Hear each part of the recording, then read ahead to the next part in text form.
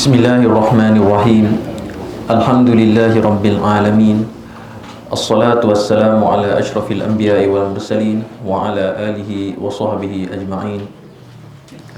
Subhanaka la ilma lana illa ma 'allamtana innaka antal alimul hakim. Wa la haula wa la quwwata illa billahil aliyyil azim. Qala rabbi shrah li sadri wa yassir li amri wa hlul 'uqdatam min lisani yafqahu qawli. Rabbi yassir wa la tu'assir, rabbi tammim bil khair wa ba'd. Alhamdulillah, bersyukur kita kepada Allah Ta'ala, kita dapat berkumpul minggu ini untuk meneruskan rutin mingguan di Zawiyah An-Nasiriyah, mengikuti kajian kitab Tafsir Nurul Ihsan dan Tanbihul Alibab yang akan dipimpin oleh Tuan Guru kita insya-Allah, dan juga meneruskan bacaan kitab Khamsumi'ati Sunnatin min Sunanis Salah ala Madhabil Imam Syafi'i, karangan Al-Imam Al-Habib Al-Allamah Sa'ad Al-Hadrami hafizahullah ta'ala, rahimahullahu ta'ala. Qala al-musannif rahimahullahu ta'ala wa nafa'na bi'ulumihi wa ulumi masyayikhina fid daraini amin. Kita sambung terus pada perbahasan masuk kepada sunat yang ke-401. Qala al-musannif rahimahullahu ta'ala wa nafa'na bi'ulumihi wa ulumi masyayikhina fid daraini amin. Ad-dukhulu fi sholati binasyat. Pada sunat yang ke-401 telah menyebut musannif, telah menyebut pengarang kitab, sunat yang ke-401 daripada 500 sunat-sunat solat adalah masuk ke dalam solat, masuk ke dalam solat dalam keadaan penuh kerajinan, ataupun kita katakan dalam keadaan bersemangat. Itu sunat yang ke-401. Dalam sunat yang ke-401 dan ke-402 masih lagi berkaitan dengan khusyuk solat.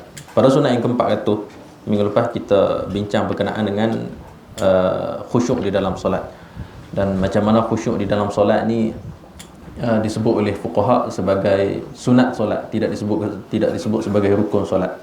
Sebab apa? Sebab khusyuk ni adalah perbuatan hati. Para fuqaha hanya membahaskan berkenaan dengan perbuatan zahir anggota tubuh dan menyerahkan urusan berkenaan hati kepada ulama tasawuf, ulama sufi untuk membicarakan berkenaan dengan hati.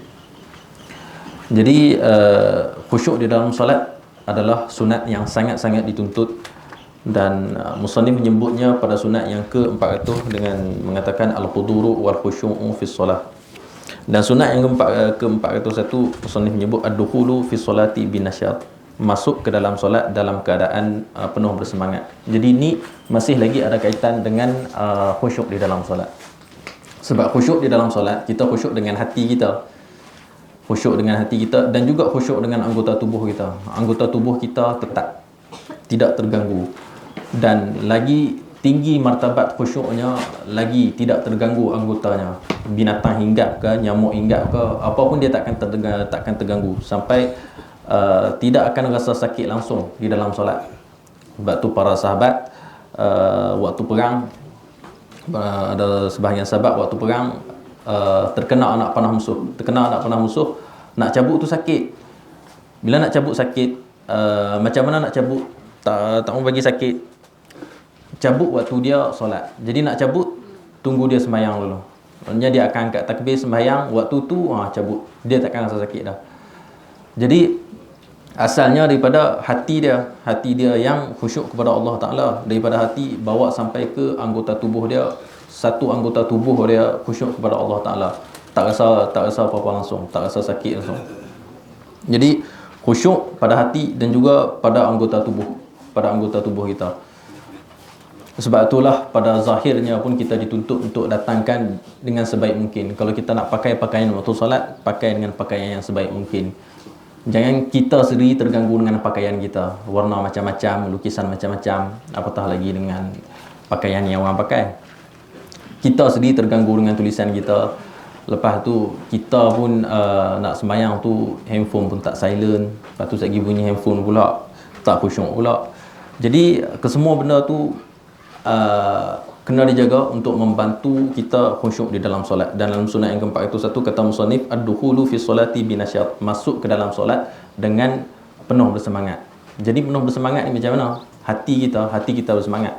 Bila hati kita bersemangat nak tunaikan solat, nak tunaikan solat, maka anggota tubuh kita pun akan jadi semangat. Tak kiralah kita dalam keadaan letih ke, kita dalam keadaan mengantuk ke, macam mana sekalipun, kalau kita kenal hakikat solat itu, maka kita akan rasa bersemangat untuk menunaikan solat. Dan disebut di dalam kitab I'anatul Talibin, dalam bab nak membantu kita nak khusyuk di dalam solat dan nak masuk dalam solat dalam keadaan rajin, dengan penuh bersemangat. Sunat sebelum solat tu ambil wuduk wajib lah. Ambil wuduk dalam keadaan yang sempurna, kemudian tunaikan 2 rakaat sunat qabliyah. Tunaikan 2 rakaat sunat qabliyah untuk membantu kita masuk ke dalam solat. Waktu kita masuk dalam solat fardu, kalau kita ada perasaan malah, kalau kita ada masih lagi hati menyadut fikir pasal masalah dunia, pasal hal urusan dunia, kita ambil wuduk dengan elok, kemudian solat sunat dulu. Jadi kurang-kurangnya waktu solat sunat 2 rakaat tu, kita akan hilangkan sikit demi sikit, akan hilangkan sikit-sikit kita semuanya yang ada kat dalam hati itu. Dan mudah-mudahan waktu tu akan mari perasaan rajin, perasaan bersemangat untuk tunaikan solat. Jadi bila selesai solat sunat 2 rakaat qabliyah, kemudian bangun sembahyang sunat fardu, dan bila kita dah selesai dah 2 rakaat, kita akan masuk ke dalam solat sunat, dalam solat fardu kita tu dalam keadaan penuh semangat. Dan kita kena kenal hakikat solat. Hakikat solat itu apa dia? Hakikat solat ni adalah pertemuan kita dengan Allah Ta'ala. Dan disebut dalam kitab I'anatul Talibin, solat ini adalah macam kenduri bagi orang-orang yang mentauhidkan Allah. Disebut sebagai arsul muwahhidin, li'annahu yajtami'u fiha anwa'u ibadah kama annal ars yajtami'u fihi anwa'u ta'am. Jadi seperti mana solat ni dia terkumpul padanya macam-macam jenis ibadat. Macam mana terkumpul macam-macam jenis ibadat? Dalam solat ada qiyam, ada berdiri. Dalam solat ada rukuk. Rukuk tu satu ibadat. Kalau rukuk tu satu ibadat khusus. Sujud satu ibadat khusus. Sebab ada para malaikat yang dicipta oleh Allah Ta'ala, tugasnya khas untuk beribadat saja. Ada malaikat yang daripada awal ciptaan sampailah hari kiamat, tugas dia untuk rukuk saja. Dia akan rukuk sepanjang masa sampai hari kiamat nanti. Ada yang sujud saja. Tugas malaikat tu daripada awal penciptaan sampailah hari kiamat, dia sujud saja. Jadi sujud tu ibadat bagi dia. Dia pernah naik sekali je, pernah bangun, pernah berdiri sekali je waktu Nabi Muhammad SAW naik waktu Isra' Mi'raj. Waktu tu semua malaikat berdiri untuk nak bagi penghormatan kepada Sayyidina Nabi. Lepas tu dia akan sujud semula. Jadi sujud satu ibadat. Rukuk satu ibadat. Tu pada segi perbuatan. Dan daripada segi perkataan pula, dalam solat ada macam-macam zikir. Ada bacaan Quran, ada zikir, ada doa yang disebut oleh Sayyidina Nabi. Ada tasbih, ada dalam tasbih, ada menyebut subhanallah di dalam solat, ada tahmid, ada alhamdulillah, takbir ada di dalam solat, tahlil ada di dalam solat. Jadi kesemua jenis ibadat terkumpul di dalam solat. Seperti mana waktu kenduri akan terkumpulnya macam-macam jenis makanan. Fa idza shalla al-'abdu rak'ataini yaqulu Allahu 'abdi ma'a dha'fika ataitani bi alwanil ibadah. Apabila seorang hamba itu bangun menunaikan solat 2 rakaat, Allah Ta'ala menyebut, abdi ma'a dha'fika ataitani bi alwanil ibadah. Hambaku, Allah Ta'ala sebut dengan kalam Allah Ta'ala yang tidak berhuruf dan tidak bersuara. Allah Ta'ala berkata, yaqulullah abdi ma'a dha'fika ataitani bi alwanil ibadah. Hambaku, dengan kelemahan kamu ni, kamu datangkan kepadaku dengan macam-macam jenis ibadat. Maksudnya dengan solat 2 rakaat tu dah dikira sebagai macam-macam jenis ibadat. Ada banyak jenis ibadat yang terkumpul di dalam tu. Ada takbir, ada rukuk, ada sujud, ada tahmid, ada bacaan Al-Quran. Ataitani bi alwanil ibadah qiyaman wa ruku'an wa sujudan wa qira'atan wa tahmidan wa tahlilan Maksudnya kamu datangkan kepadaku dengan bermacam jenis ibadah, daripada dalam keadaan berdiri, rukuk, sujud, wa qiraatan, membaca Al-Quran, wa tahmidan, wa tahlilan, wa takbiran, dan takbir, wa salaman, dan salam. Fa ana ma'a jalalati wa 'azamati la yajmalu minni an amna'uka jannatan. Maka Allah Ta'ala kata, maka aku, kata Allah, dengan ketinggian dan keagunganku, tidak elok bagiku, ni apa yang disebut oleh Allah Ta'ala, tidak elok bagiku untuk aku halang kamu syurga, halang kamu daripada syurga, yang mana dalam syurga tu fiha alwanun na'im aujabat lakal jannah bina'imiha, aujabtu lakal jannah bina'imiha, yang mana syurga itu ada di dalamnya bermacam-macam jenis nikmat. Seperti mana kamu datangkan kepada aku macam-macam jenis ibadat di dalam solat itu, maka aku wajibkan kepadamu syurga yang di dalamnya ada bermacam-macam jenis nikmat. Aujabtu laka al-jannah bina'imiha kama abadtani bi alwanil ibadah wa akramaka bi ru'yati kama araftani bil wahdaniyah. Dan aku muliakan kamu dengan melihatku, melihat Allah di hari kiamat nanti, seperti mana kamu mengenaliku bil wahdaniyah. Maksudnya kita mengenal Allah dengan wahdaniyah, dengan esanya Allah, dengan keesaannya Allah.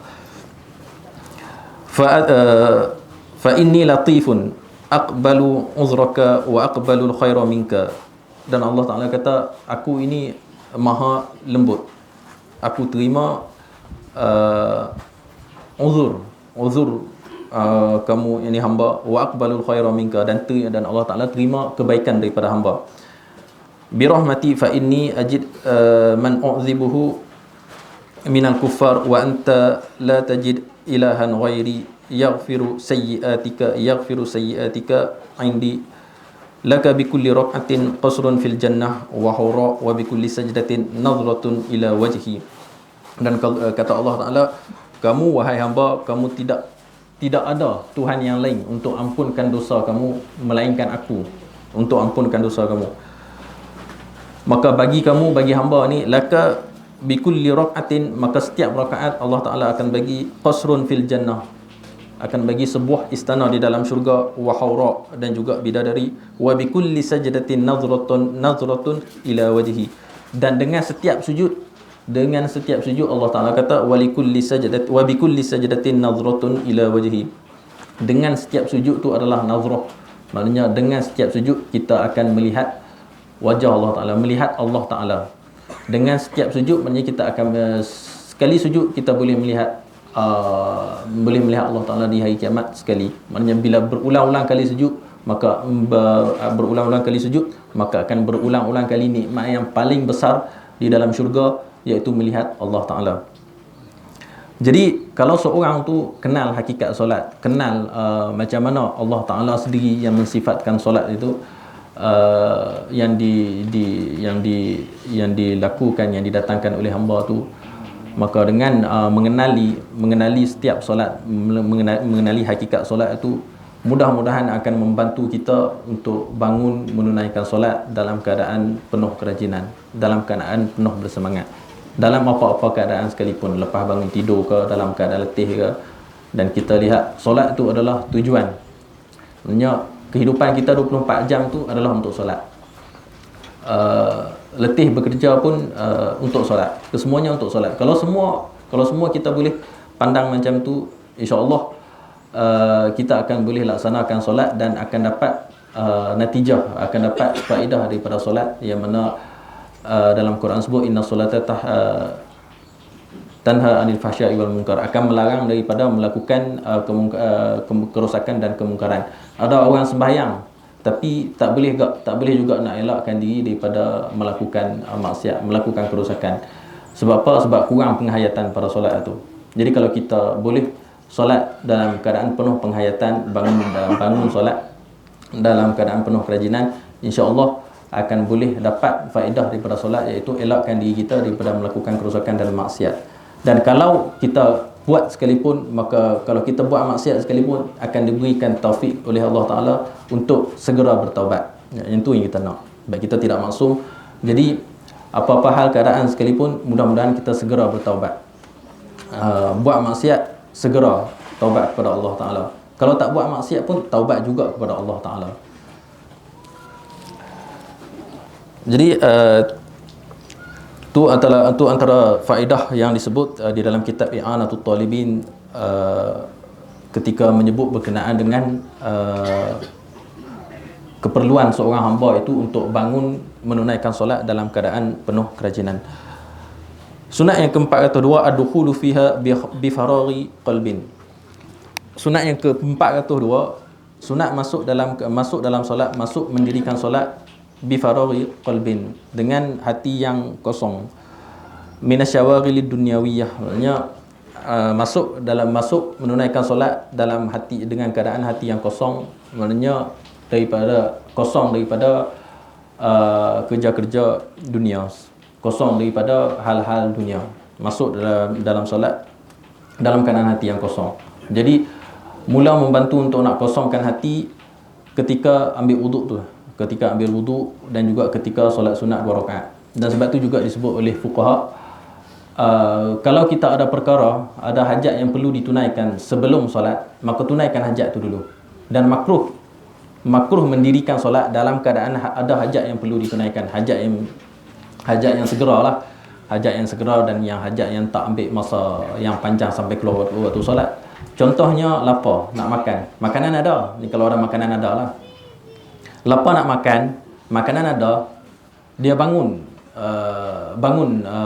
tunaikan solat. Kalau wali Allah Ta'ala, tak apalah, dalam keadaan lapar ke apa ke, sembahyang lah, tak ingat dah kat dunia. Tapi kita kalau lapar, benda tu akan ganggu dalam solat. Jadi makruh tunaikan solat dalam keadaan lapar. Ada makanan, makan dulu. Kalau nak minum apa pun, minum dulu sebelum solat. Dan lebih-lebih lagi makruh tunaikan solat dalam keadaan tahan kencing ataupun tahan berak. Kalau perlu tunaikan hajat tu, selesaikan sebelum bangun, sebelum solat. Sebab kalau tahan lapar, dia akan ganggu juga. Tapi tak apa lagi lah. Tapi kalau tahan kencing, tahan berak ke, dia akan ganggu tu, boleh tahan. Jenuh kemam. Jadi kalau perlu masuk tandas, hatta sebelum solat jemaah sekalipun, solat jemaah lah, bukan solat Jumaat, sebab solat Jumaat ni perlu jemaah sekali dengan imam sekurang-kurangnya pada rakaat yang pertama. Tapi kalau solat jemaah, solat fardu jemaah yang lain, dia nak imam dah nak takbir dah, tapi dia perlu masuk tandas. Dia masuk tandas lagi lama pula, nanti dia tak sempat nak dapatkan takbir dengan imam, nak dapat fadilat solat berjemaah. Macam mana? Kalau dia solat berjemaah dalam keadaan terganggu, dalam keadaan tak khusyuk, maka lebih baik dia sembahyang sendirian dalam keadaan dia tenang, maknanya tak terganggu.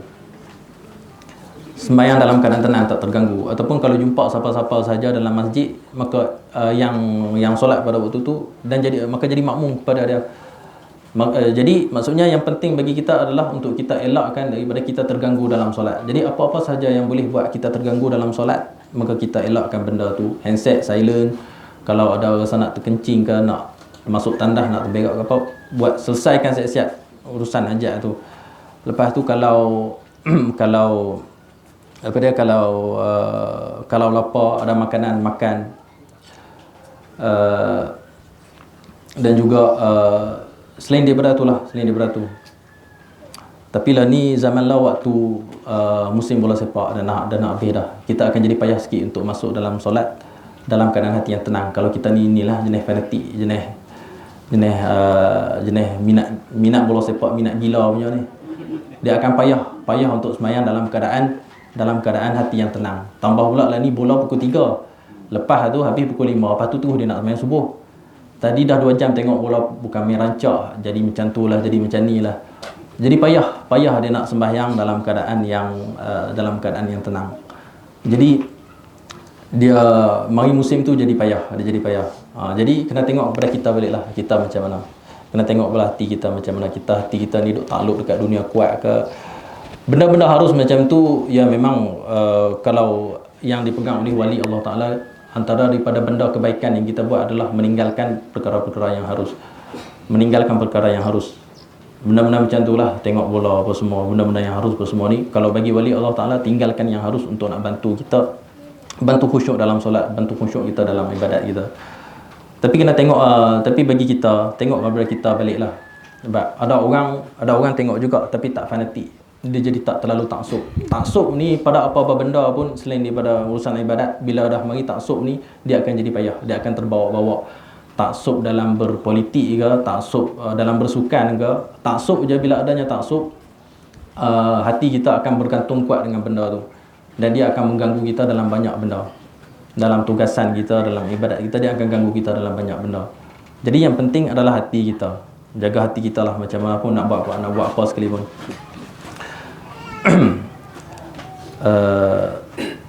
Saya boleh sebut lah kata wali Allah Ta'ala suruh meninggalkan perkara yang harus. Sebab yang termasuk dalam perkara yang harus tu adalah tengok bola. Saya boleh sebut macam tu sebab saya tak tengok. Kalau saya tengok, saya pun tak sebut macam tu. Baik.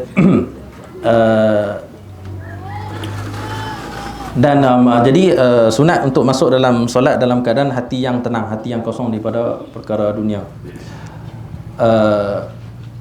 Maka selesaikan urusan-urusan sebelum tunaikan solat.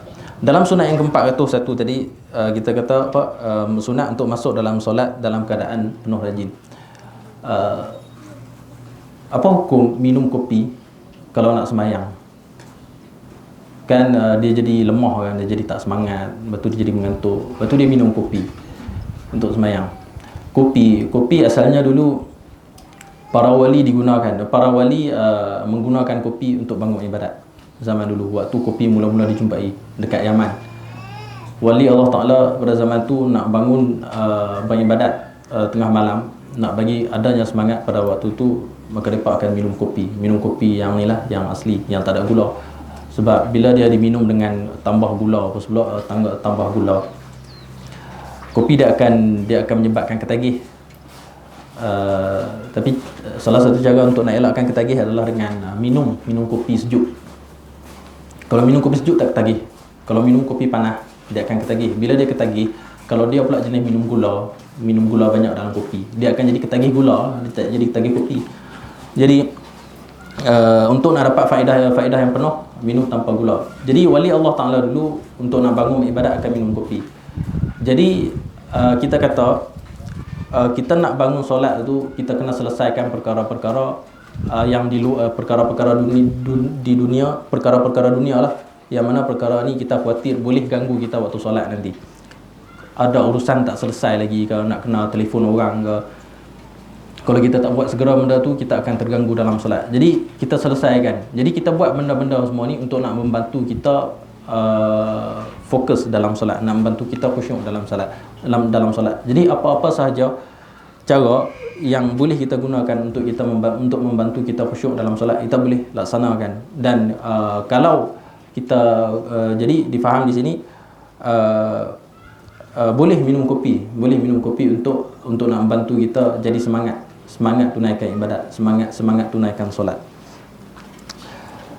Tapi kopi je lah, tak boleh lebih daripada tu. Sebab kopi dia dah jadi minuman biasa, dia tak akan bawa mudarat pada tubuh kalau ambil dengan sukatan yang tepat lah. Dia tak boleh lebih daripada beberapa sukatan kafein tu. Tapi kalau seling lebih daripada tu, contohnya macam ada benda yang dia mahu guna, benda yang lebih kurang ni lah, lebih kurang yang budak-budak muda duk guna, dia macam dengan boleh bagi jaga 3 hari tu, 3 hari terjaga tak buat kerja apa, 3 hari berjaga buat kerja. Benda ni akan mudaratkan tubuh badan. Jadi kalau guna benda ni dengan alasan untuk ibadat, maka hukumnya haram. Benda tu akan mudaratkan tubuh badan. Jadi tengok pada benda tu jugalah, benda tu boleh datangkan mudarat ataupun tidak. Sunat yang keempat itu 3, antu adda awal al-waqti. Sunat yang keempat itu 3 disunat untuk menunaikan solat pada awal-awal waktu.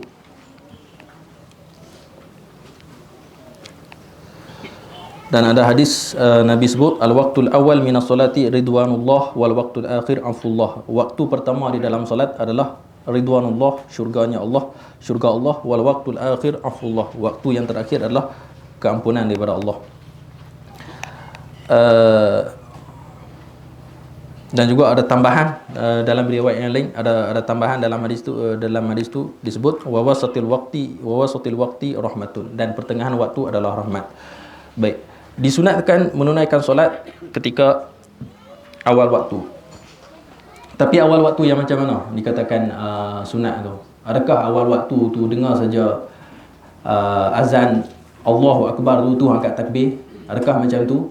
Ataupun kena tunggu kena tunggu lepas azan, lepas azan tu kita jawab azan dulu, kita baca doa doa selepas azan, lepas tu sembahyang 2 rakaat, lepas tu tunggu iqamat. Macam mana? Adakah awal waktu yang dikehendaki adalah masuk je waktu azan tu sembahyang? Masuk waktu bunyi azan dia tu sembahyang, hukumnya makruh. Tidak dituntut untuk buat macam tu. Bunyi azan tu dia sembahyang. Kecuali benda tu dalam keadaan terpaksa lah, dalam keadaan darurat, dia ada urusan nak diselesaikan. Kalau dia tak sembahyang waktu tu, lepas ni dia dah tak sempat dah nak sembahyang. Jadi dalam keadaan ni dia ada pengecualian. Tapi kalau selain daripada kalau tak ada keadaan-keadaan macam tu, hukumnya makruh. Bunyi azan tu dia sembahyang.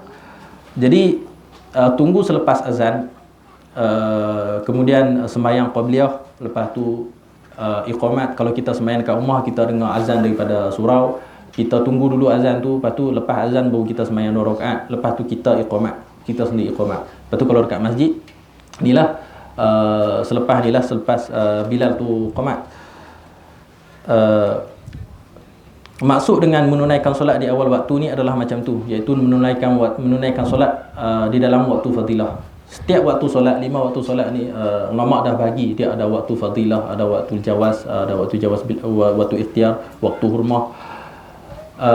Kita katakan tidak boleh untuk melengahkan solat, melambat-lambatkan solat.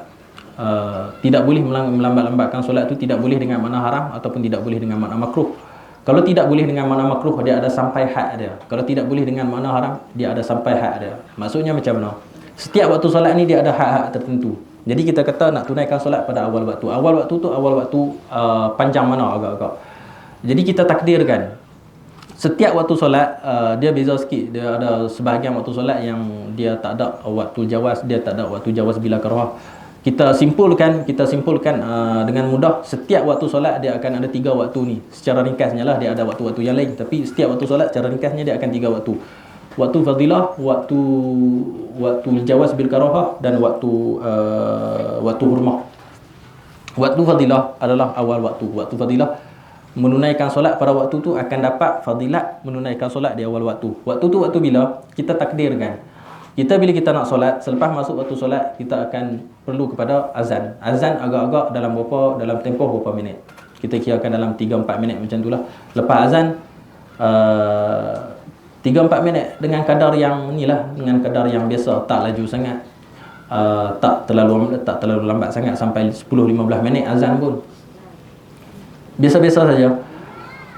Kemudian solat 2 rakaat dengan kadar yang biasa, dengan kepanjangan yang biasa, tak panjang sangat, sebab ada orang sembahyang 2 rakaat memang panjang sungguh.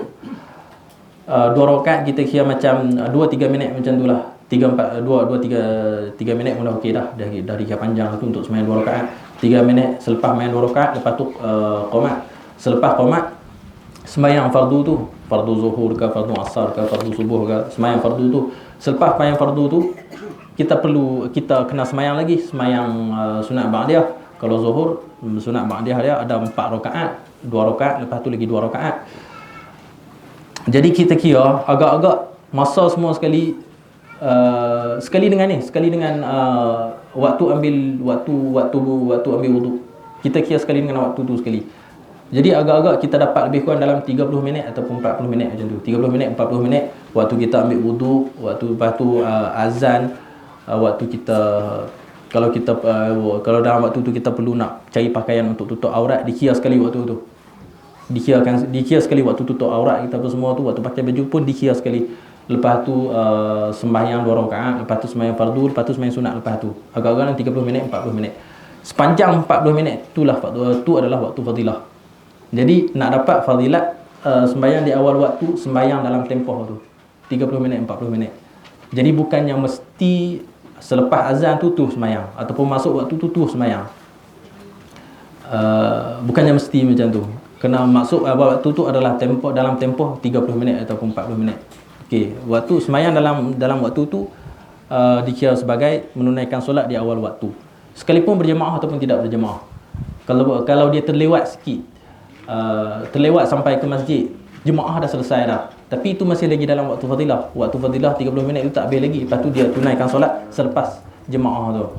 Selepas jemaah ditunaikan, dia dikira mendapat fadilat tunaikan solat di awal waktu. Lepas tu tak boleh lengah-lengahkan solat, tak boleh melambat-lambatkan solat sampai makruh. Sampai makruh bila? Sampai makruh bila lebihnya waktu solat itu dengan kadar yang boleh tunaikan solat. Dan selepas tunaikan solat tu keluar waktu. Contohnya, kita sembahyang zuhur, kita sembahyang 4 rakaat, katakan kita sembahyang 5 minit, katakan 5 minit kita sembahyang. Nak masuk asar lagi 5 minit. Lagi 5 minit nak masuk asar, kita tak sembahyang zuhur lagi. Dan waktu kita angkat takbir untuk sembahyang zuhur tu, kita yakin kita sempat bagi salam sebelum waktu asar masuk, sebelum azan asar. Kita sempat bagi salam. Tapi dengan tempoh yang tak panjang boleh jadi kita bagi salam tu masuk waktu asar. Kalau dalam keadaan ni hukumnya makruh. Jadi melewatkan solat sampai hukumnya makruh adalah sampai tahap waktu sembahyang dia lebih lagi 5 minit. Contohnya, waktu sembahyang lebih lagi 5 minit, waktu tubuh dia nak sembahyang. Yang tu dikatakan sebagai makruh. Kalau sebelum tu tidak makruh. Walaupun dia lewat 2 jam. Jadi zuhur masuk satu suku, pukul 3 suku dia sembahyang. Ada lebih lagi sejam setengah lagi sebelum masuk waktu asar. Dia dikira melambat-lambatkan solat juga. Dia dikira sebagai melambat-lambatkan solat dah, yang masuk pada waktu makruh. Dia tak dikira sebagai melambat-lambatkan solat. Lainlah. Tapi kalau dalam keadaan seorang tu dia tak ada apa-apa nak dibuat, tak ada kerja apa nak dibuat, lepas tu dia tak sembahyang lagi, dan dia sengaja untuk tak mau sembahyang pada waktu awal waktu, saja untuk melengah-lengahkan, sengaja melambat-lambatkan. Kalau dia buat tu sengaja untuk melambat-lambatkan, makanya hukumnya tak makruh, walaupun tak masuk waktu makruh lagi pun. Sebab hati dia tu, dia memang nak lambat-lambatkan, dia tak ada perasaan untuk nak ambil penting solat tu, maka tu pun dah makruh dah. Makruh lah kita kira daripada segi hukum fiqh lah. Tapi kalau daripada segi daripada ikut pada ulama tasawuf, ahli hakikat, ahli para wali Allah Ta'ala akan mencela lah perbuatan ni, dikira sebagai seolah-olah melakukan dosa yang besar pada waktu itu. Jadi itu waktu makruh. Dia ada lagi satu waktu hurmah, waktu diharamkan bersolat. Bukan waktu diharamkan bersolat, waktu haram melengahkan solat sampai waktu itu, iaitu sampai waktu kita angkat takbir pada waktu itu, kita dah tak sempat dah nak sempurnakan solat, melainkan solat tu akan masuk pada waktu yang kemudian. Contohnya, kita sembahyang zuhur tadi, kita sembahyang 5 minit. Lagi 2 minit nak masuk asar. Lagi 2 minit nak masuk asar, waktu tu kita angkat takbir.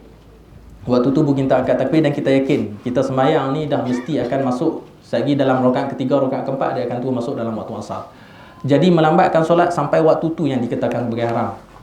Jadi sampai lagi 2 minit sebelum masuk asar, 3 minit sebelum masuk asar, masuk lagi asar, tak masuk lagi. Waktu tu masih lagi dalam waktu zuhur. Memang masih lagi dalam waktu zuhur, tapi haram melengahkan solat sampai waktu tu.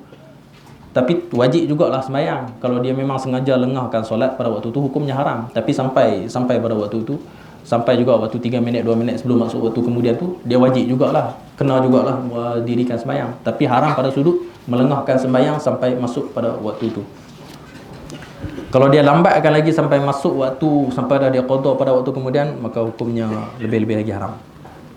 Jadi itu yang dimaksudkan dengan menunaikan solat di awal waktu, iaitu pada waktu fadilah yang kita kadarkan dengan tempoh 30 minit. 30 minit lah kita katakan.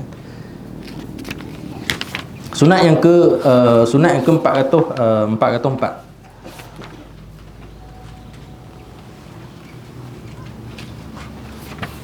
Sunat yang ke-404, antu adda jama'atan. Disunatkan untuk tunaikan solat dalam keadaan berjemaah, dan sekurang-kurang jemaah 2 orang. Maksud jemaah itu rabtu solatil makmum bi solatil imam, makmum mengikat sembahyang dia dengan sembahyang imam. Sekurang-kurang jemaah 2 orang. Jadi bila dikatakan sunat untuk menunaikan solat dalam keadaan jemaah, sama ada di rumah, lebih-lebih lagi di masjid ataupun di mana-mana saja, disunatkan untuk tunaikan solat dalam keadaan berjemaah. Dan di dalam hadis sebut, solatul jamaati tafdulu solatal fadhi bi 27 darajatan. Sembahyang jemaah ni melebihi sembahyang sendirian bi 27 darajatan, dengan 27 darajat, dengan 27 ganjaran. Wa fi riwayatin bi 25 darajatan. Dan juga dalam satu riwayat yang lain kata bi 25 darajatan, dengan 25 ganjaran. Dan di dalam kitab Majmu' sebut wala munafata bainahuma li'anna al-qalil la yanfil kathir. Ada riwayat sebut 27, ada riwayat sebut 25. Yang mana satu tepat? Kedua-dua tepat. Kedua-dua tepat. Maknanya tidak bersalahan antara satu yang lain. Au annahu akhbara awalan bil qalil thumma akhbarahu Allah taala bi ziyadatil fadli fa akhbaru biha. Dan mungkin juga kata Imam Nawawi dalam kitab Majmu', mungkin juga dikhabarkan terlebih dahulu dengan ganjaran yang sedikit. Mula-mula cerita kata 25 dulu. Mula-mula cerita kata 25, dan kemudian tu Allah Taala beritahu kata ada lagi, ada lebihan, ada tambahan pahala daripada 25 jadi 27. Ataupun kata Imam Nawawi au anna dzalika yakhtalifu bi ikhtilafi ahwalil musallin. Ataupun kata Imam Nawawi, pahala ni ganjaran yang 27 25 tu yakhtalifu bi ikhtilafi ahwalil musallin. Ganjaran tu akan berbeza mengikut perbezaan keadaan orang yang bersolat. Jadi macam mana keadaan orang yang bersolat tu, macam itulah dikira pahala. Jadi mungkin dia sembahyang memang dapat 25 ganjaran dan sembahyang jemaah dia. Kalau dia sembahyang jemaah dalam keadaan dia buat benda makruh, maknanya buat benda makruh dalam solat lah. Imam rokok, dia pun rokok sekali dengan imam, tak tunggu imam turun dulu, dia turun, akan hilang fadilat jemaah. Daripada 25 jadi tak ada apa. Ataupun dia sembahyang dapat 27, dapat lebih daripada tu, ataupun boleh dapat lebih daripada tu, boleh dapat lebih daripada 27 lagi. Sebab apa? Sebab semuanya berbeza mengikut keadaan orang yang bersolat. Jadi ganjaran kita ni, pertama fuqaha bincangkan berkenaan dengan hukum hakam dan syarat-syarat. Bila kita buat satu benda ni cukup hukum dan cukup syarat, maka selesai, sempurna, maka sembahyang tu dikisah selesai.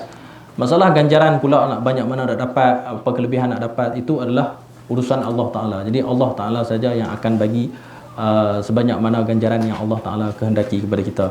Dan apa-apa pun selain dia, walaupun sembahyang jemaah ke, selain pada solat jemaah ke, ganjaran bagi amalan yang kita buat, dia memang akan berbeza-beza. Jadi kita tak boleh nak samakan amalan kita dengan amalan Tok Guru.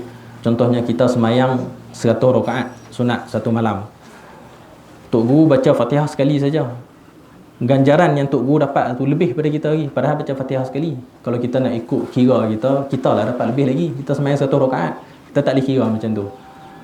Masalah ganjaran pahala, ganjaran apa semua ni adalah urusan daripada Allah Ta'ala. Tu mengikut kepada keadaan seseorang. Jadi kita tak boleh kira kata kita sembahyang 100 rakaat, 200 rakaat, kita lah yang dapat lebih lagi. Tok Guru pula tidur malam tu, tak sembahyang, maknanya Tok Guru tak dapat apa-apa. Kita tak boleh sebut macam tu.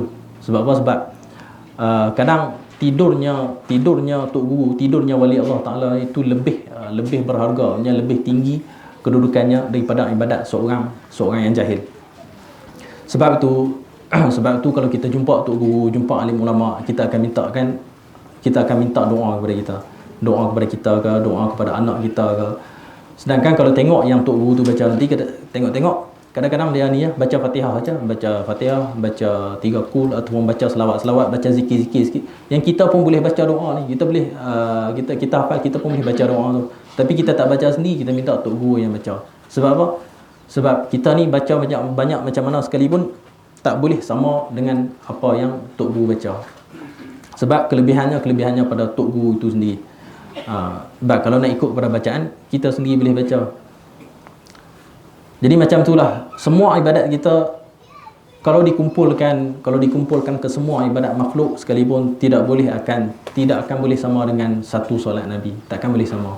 Yang tu memang paling tinggi, memang takkan boleh sama dengan ibadat ke semua makhluk walaupun dikumpul ke semua sekali. Sunat yang ke-405 al-hirsu 'alal jama'atil katsirah. Sunat yang ke-405 berusaha mencari jemaah yang ramai. Disunatkan untuk tunaikan solat dalam keadaan berjemaah, dan kita katakan berjemaah, sekurang-kurang jemaah adalah 2 orang. 2 orang dah dikira sebagai jemaah.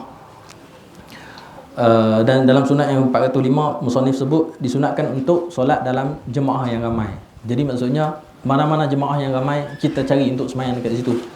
Di masjid, kalau contohnya kalau dekat negara Arab, di Mesir contohnya ada banyak masjid, kadang-kadang satu lorong tu ada 2-3 masjid. Jadi dia boleh ni lah, dia boleh cari jemaah yang boleh pilih untuk boleh pilih jemaah yang banyak untuk ditunaikan sembahyang dekat masjid itu. Tapi kalau di kampung kita ni, kita ada masjid satu je lah. Jadi satu tu je lah tempat kita berjemaah. Jadi tak perlu maksudnya tidak perlu kepada kita untuk nak cari masjid yang jauh-jauh semata-mata untuk nak mendapatkan jemaah yang banyak. Tapi kalau kita memang nak buat benda tu, maknanya kita hadir ke masjid dengan keadaan yang penuh dan dalam keadaan yang penuh bersedia. Maknanya sebelum masuk waktu lagi kita dah bergerak dah ke masjid, dan kita tak sembahyang dekat-dekat, kita sembahyang dekat jauh-jauh untuk nak cari masjid yang besar, cari jemaah yang ramai. Maka boleh buat macam tu. Tapi kalau dalam keadaan waktu yang sempit, waktu tu lah dia nak cari jemaah yang ramai sampai dia tak semangat untuk berjemaah, maka tak dituntut untuk buat macam tu. Dan juga jadi disunatkan untuk tunaikan solat dalam keadaan jemaah, dan jemaah tu disunatkan kita untuk mencari jemaah yang ramai, kecuali ada beberapa pengecualian yang disebut oleh fuqaha. Afdal bagi kita untuk sembahyang dekat jemaah yang sedikit berbanding yang ramai. Bila ada beberapa keadaan. Yang pertama disebut kalau wa yustasna min zalika idza kana imamul jama'atil katsirah dza bid'atin. Kalau dikecualikan, maknanya afdal pada waktu tu dia sembahyang dekat jemaah yang sedikit daripada dia sembahyang dekat jemaah yang ramai. Kalau jemaah yang ramai ni imam dia dza bid'atin. Kalau imam dia ahli bid'ah,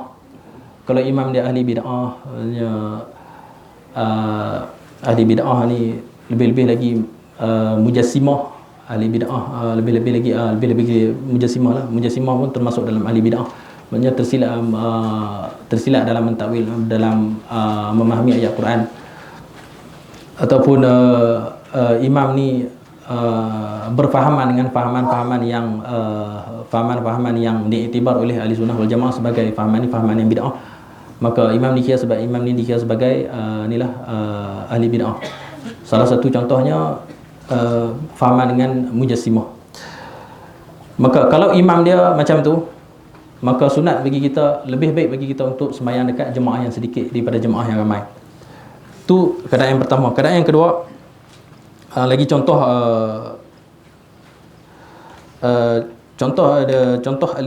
ahli bid'ah disebut dalam kitab Bidayatul Minnah, contohnya Mu'tazilah. Kalau ada lagi lah waktu ni, kalau ada dengan jelas kita faham bahawa dia ni memang seorang yang berfahaman dengan Mu'tazilah. Yang mana ahli bid'ah bukan yang bid'ah sampai boleh bawa kepada kekufuran. Kalau bid'ah yang boleh bawa kepada kekufuran, maka tak sah untuk sembahyang jadi makmum kepada dia. Jadi pada waktu tu dah tak dikira dah afdal, kata afdal. Waktu tu dikira wajib tinggalkan, tak boleh sembahyang di belakang dia. Kalau imam tu imam yang kalau imam tu ahli bid'ah, dia boleh boleh menyebabkan kekufuran. Dan antara lainnya Mu'tazilah dan Mujassimah, Qadariyah pun ahli bid'ah, Rafidah, Syiah contohnya. Syiah pun dikira sebagai ahli bid'ah.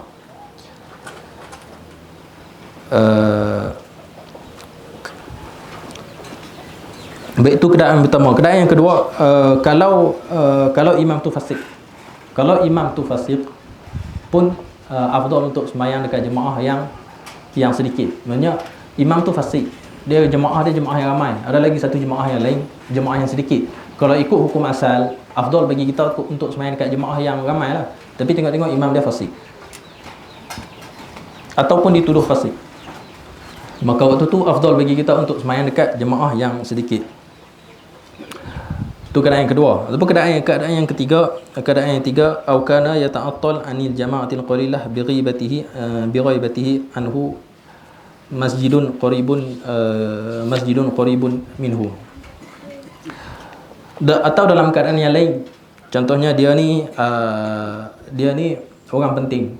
Kalau dia tak sembahyang jemaah dekat situ, maka sembahyang jemaah itu takkan ada. Contohnya dia dekat rumah dia dekat dengan surau, masjid je sikit lah. Jadi jemaah yang ramai kat mana? Jemaah yang ramai kat masjid. Kat surau ni jemaah sikit je. Ikut hukum asal, afdal bagi dia untuk sembahyang dekat masjid, walaupun yang jauh sikit daripada rumah tu. Tapi dia ni orang penting. Contohnya dia Bilal ke, dia imam ke. Kalau dia tak ada jemaah dekat surau tu tak ada. Jemaah dekat surau duk tunggu dia, tengok-tengok dia tak sampai. Jemaah tak sembahyang jemaah, pakai balik sembahyang sendiri. Waktu tu afdal bagi dia untuk hadir ke surau tu juga, yang jemaah dia sedikit, walaupun 4-5 orang, afdal bagi dia untuk sembahyang di situ berbanding dengan sembahyang dekat masjid yang jemaahnya ramai. Sebab apa? Sebab yang penting adalah untuk nak menzahirkan syiar. Sembahyang jemaah ni adalah syiar kita. Jadi syiar kita ni banyak, antaranya sembahyang jemaah. Jadi bila banyaknya jemaah pada satu tempat, contohnya dekat satu daerah tu ada banyak jemaah, kat masjid ada jemaah, lepas tu ada surau pula, dekat surau tu ada jemaah, surau kampung tu ada jemaah, surau kampung ni ada jemaah, maka tu yang lebih baik. Jadi daripada semuanya sembahyang tertumpu kat masjid, lebih baik adalah untuk nak besarkan syiar, sembahyang kat surau ni. Jadi bagi dia, kalau penting bagi dia perlu hadir dekat jemaah yang sedikit supaya jemaah tu boleh diadakan, maka afdal bagi dia untuk hadir ke jemaah yang sedikit berbanding jemaah yang ramai.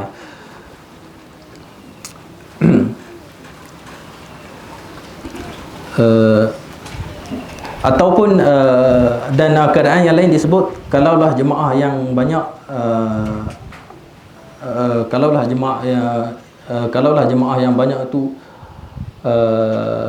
bunya min syubhatin, maksudnya tempat masjid tempat yang didirikan jemaah yang banyak itu terdiri di atas syubhah. Maksudnya pembinaan masjid itu terdiri atas perkara yang syubhah, maksudnya kita tak pasti halal ataupun haram perkara tu. Jadi pada waktu tu lebih baik bagi kita untuk sembahyang kat tempat yang lain walaupun jemaah yang sedikit.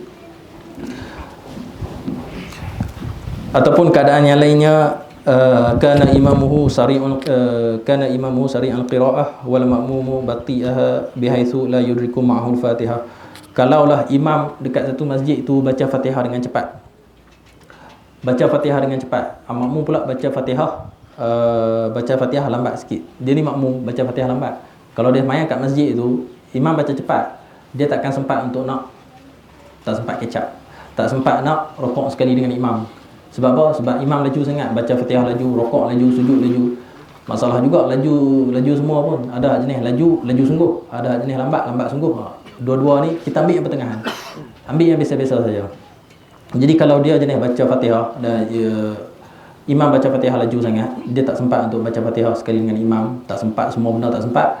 Jadi sembahyang dekat jemaah yang sedikit itu lebih afdal. Ataupun au yutila tulan mumillan wal ma'mumu la yutiquhu aw yazulu bihi khusyu'uh. Ataupun imam panjangkan sembahyang sangat sampai tahap boring, sampai makmum ni hilang khusyuk, maka waktu tu sembahyang dekat jemaah yang sedikit itu lebih afdal. Jadi panjang sangat pun masalah, panjang sangat punya laju sangat masalah, lambat sangat pun masalah. Jadi ulama sebut benda-benda ni supaya untuk nak menjaga kita lah, nak menjaga imam, menjaga makmum. Jadi imam dia kena raikan benda-benda ni. Sebab apa? Sebab untuk nak mengelakkan makmum dia buruk adab. Pertama buruk adab dengan Allah, lepas tu buruk adab dengan imam tu. Buruk adab dengan Allah bila kita dah hilang dah khusyuk dalam solat tu, kita buruk adab dengan Allah. Buruk adab dengan imam tu dah jadi imam kita dah. Dia cepat ke dia lambat kan, dia tetap imam kita. Kita buruk adab dengan dia duk kata kat dia pula kat belakang. Jadi dia buruk adab dengan Allah, buruk adab dengan dia. Jadi imam kena raikan benda tu untuk nak elakkan makmum daripada buruk adab. Tu daripada sudut imam. Daripada sudut makmum pula, kita kena hormati imam kita macam mana sekalipun. Selagi mana dia tak dia bukannya ahli bid'ah yang disebutkan tadi. Kalau pun kita jadi makmum tengok imam ahli bid'ah, kita tak perlu dalam hati kita mencela dia. Dalam kita mencela dia tak boleh. Mencela individu tak boleh, tapi mencela kepada maksiat yang dia lakukan, itu hal yang lain.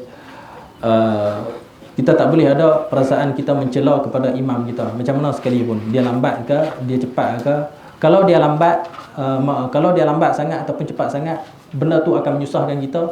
Untuk nak mengelakkan kita beradab dengan dia, kita mufarakah, keluar tu daripada jemaah. Kita angkat takbir, tengok-tengok imam baca laju, kita baca laju, nanti kita tak sempat, kita mufarakah. Niat mufarakah punya niat keluar daripada jemaah. Niat keluar daripada jemaah, teruskan sembahyang seperti biasa, tak perlu ikut imam. Ataupun makmum, imam lambat sangat, makmum duk tunggu Fatihah saja dekat 10 minit. Bawa Fatihah 10 minit, lepas tu baca surah lagi, lepas tu dah berapa minit dah. Makmum tunggu lama sangat, sampai nak hilang khusyuk, maka pada waktu tu lebih baik mufarakah, niat mufarakah, keluar daripada jemaah dan sempurnakan sembahyang masing-masing. Wallahu taala a'lam wa a'lam. Insya-Allah kita akan sambung minggu depan pada sunat yang berikutnya. Sunat yang ke 406 an tuadda fil masjid. Wallahu taala a'lam wa a'lam. Wa sallallahu ala sayyidina Muhammad wa ala alihi wa sahbihi wasallam. Alhamdulillahirabbil alamin. Assalamualaikum warahmatullahi wabarakatuh.